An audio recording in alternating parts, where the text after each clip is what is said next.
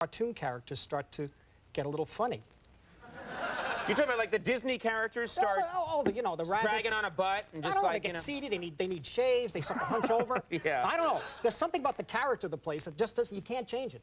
You Right. cannot change it, you know? And actually, I think the fact that there are these Disney characters there now and the seediness makes it in a way more sinister. Absolutely. To me. Yeah. There's like a creepy, it's got this Yeah. happy, smiling face to it. Then there's this evil heart that the Times Square still has. Exactly. Wonderful. Disney, congratulations. Now, it's what they intended. They tried. You know, They tried. You You are famous for, and I've noticed this just myself in the few times that you've been here, you're very intense, you speak quickly. Yes. You're a little hyper, is that fair to say? A little hyperactive? You can say that. Yes, you can say that. Hyperactive man. Hyperactive, and sometimes I talk so fast, the thought comes out and I don't have to say it anymore. Right. It's already there. Right. This is true. Right. You know, I exhaust myself. So when you really get worked up on a film, say Yeah. something's not going right and it's not working out, do you start talking faster and faster Even and faster? Yeah, faster and faster. And then take a deep breath. You know, work it out with the actors, work it out with the crew. Do you... But it really helps a lot with the energy of the actors, though, sometimes. You know, but you also have to know when not to say something. Right, right. There must be times you just have to say, okay, I just have to let them figure it out. Right, yeah. Do you drink a lot of coffee? My limit now is 2 cups a day. What would happen if you had 4 cups? No, I wouldn't. They wouldn't. Like a knife in the ceiling. Like a knife in the ceiling. You know, one of those, they throw a knife in the ceiling and it, you know. Exactly. Bang. That's it. Yeah, exactly. Right. Thank you. You grew up in Little Italy. Here and apparently you rarely left the neighborhood. Like that was your world when you were young. No, seriously, we had a great neighborhood down there. It was mainly Sicilian Americans on Elizabeth Street. And I tell you, I've said it many times, but the first time I went to the West Side was when I went to NYU. I walked over. Thank you.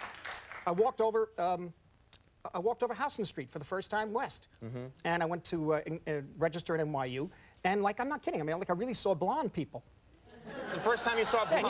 Yeah, I saw blondes, but it's the first interrelating with blondes. Right, in person. They were they were like students, they were teachers. It was a whole different thing. So would you reach out and like touch their hair? I couldn't, it was like something glowing, you know. Right, this is weird. Very obsessive about it, yeah. Let's talk about Bringing Out the Dead. We actually have, this is an unusual clip we have from the film. Tell us about this. This is part of a dream scene in which he, it's sort of a flashback as to, he's been haunted by this young girl that he lost. Nick Cage, who's a paramedic, has lost this young girl about 6 months earlier. And he saw her sick in the street, and he tried to help her, and something went wrong, and he lost her. And this is the beginning of the dream scene, that he sees her on the street, and he begins to help her. About 3 or 4 shots. All right, we'll take a look at this scene, and then we're going to follow it up with something else. Let's take a look at this clip from Bringing Out the Dead. There you go, baby, there you go.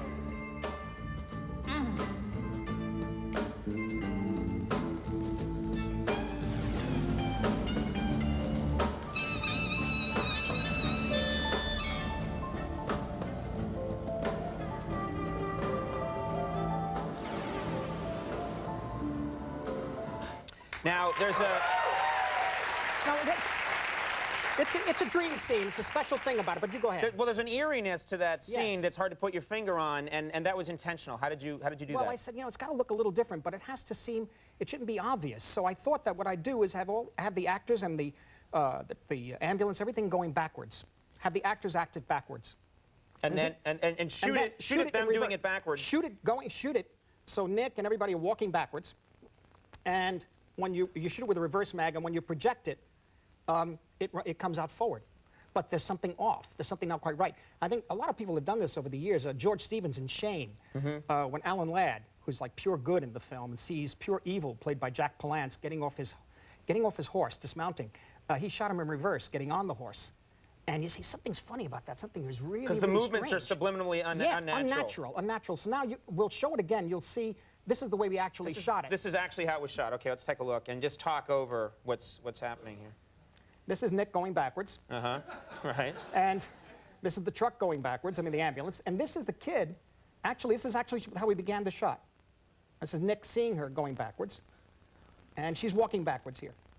Now, how did the actors respond when you said, I want you to do this? Well, these poor kids, they were great. The Cynthia plays Rose. She was wonderful. She had never done a film before, and she just did it. Right. But when I said, you know, Nick, I got this idea that we should really do the whole thing backwards, he says, hey, cool.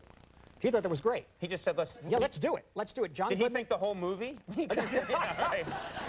A couple of times, a couple of people looked at me with blank faces. Yeah. You know, John Goodman looked at me. He's in the scene, too.